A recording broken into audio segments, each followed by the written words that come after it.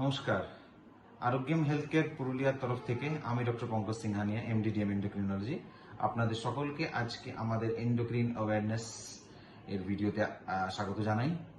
25শে মে আমরা প্রতি বছর ওয়ার্ল্ড থাইরয়েড ডে হিসেবে উদযাপন করি। এবছর আমরা ওয়ার্ল্ড থাইরয়েড ডে উপলক্ষে একটা প্রোগ্রাম করেছিলাম, ডাক্তারদের একটা মিটিং করেছিলাম, এবং আজকে আমি এসেছি আপনাদের সকলকে ওয়ার্ল্ড থাইরয়েড ডে, বিশ্ব থাইরয়েড দিবসে শুভকামনা জানাতে।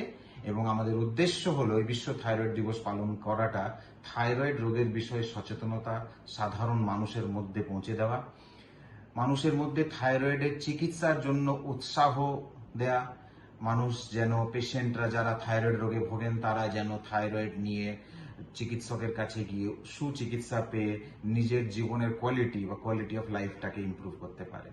থাইরয়েড মায়ের পেটে বাচ্চা থেকে শুরু করে ছোট নবজাতক শিশু, অল্প বয়সী বাচ্চা, পুরুষ, মহিলা, প্রেগনেন্ট মহিলা, গর্ভবতী মহিলা এবং বয়সপ্রাপ্ত যে কোনো মানুষের থাইরয়েড রোগ হতে পারে। তাই থাইরয়েড কারোর একার রোগ নয়, থাইরয়েড সবার হতে পারে। তাই সবার কিন্তু থাইরয়েডের প্রতি সচেতন হওয়ার কথা। আজকে বিশ্ব থাইরয়েড দিবসে আমরা একটা অত্যন্ত সাধারণ থাইরয়েডের বিষয় নিয়ে কথা বলবো, কোনো রোগের নিয়ে কথা বলবো না। আমরা কথা বলবো থাইরয়েডের মধ্যে ডায়েটের কি উপযুক্ত, বা থাইরয়েডের বিষয়ে মানুষের প্রশ্ন থাকে। যারা থাইরয়েড পেশেন্ট আমাদের কাছে থাকেন তারা প্রশ্ন করেন, ডাক্তার কি খাবো আর কি খাবো না, কি খেলে থাইরয়েড ভালো হবে, কি খেলে থাইরয়েড খারাপ হবে, থাইরয়েড পেশেন্টের কি খাওয়া বারণ আছে। এই বিষয়ে আমরা আজকে দুটি কথা বলবো। প্রথম কথা হলো আয়োডিন। আয়োডিন কিন্তু থাইরয়েড হরমোন তৈরি করার জন্য লাগে। থাইরয়েড গ্ল্যান্ড ব্লাড থেকে আয়োডিনকে নেয় এবং থাইরয়েড হরমোন তৈরি করে। তাই পাহাড়ি এলাকায় যেখানে আয়োডিনের মাত্রা কম থাকে সেখানে থাইরয়েড রোগ হওয়ার সম্ভাবনা বেশি থাকে।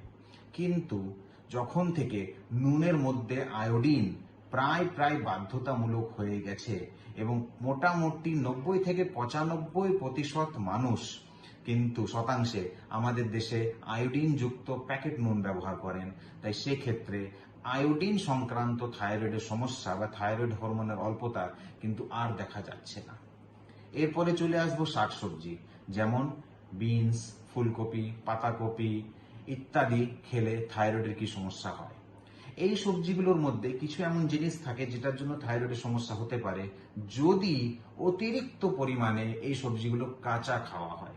কিন্তু আমরা প্রথম কথা অতিরিক্ত পরিমাণে খাই না, দ্বিতীয়ত আমরা সবকটা সবজি কিন্তু রান্না করে ভালো করে খাই। তাই এই সবজিগুলোর সাথেও প্রায় কার্যত আমাদের ক্ষেত্রে থাইরয়েড সংক্রান্ত কোনো সমস্যা হওয়ার কথা নয়। তৃতীয়, সয়াবিন। সয়াবিন বা সয়া সংক্রান্ত জিনিস, সয়ার পনির, সয়া মিল্ক ইত্যাদিতে কিন্তু থাইরয়েডের সাথে একটু সমস্যা হতে পারে। কিন্তু সেটাও হয় যদি আমরা সয়াবিন অতিরিক্ত পরিমাণে খাই, প্রতিদিন খাই, বারবার খাই।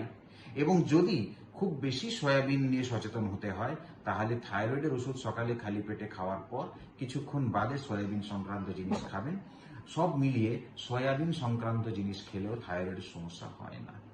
সব মিলিয়ে তাহলে বোঝা গেল যে থাইরয়েডের সাথে আমাদের খাবারের বিশেষ কোনো সম্পর্ক নেই নেই নেই।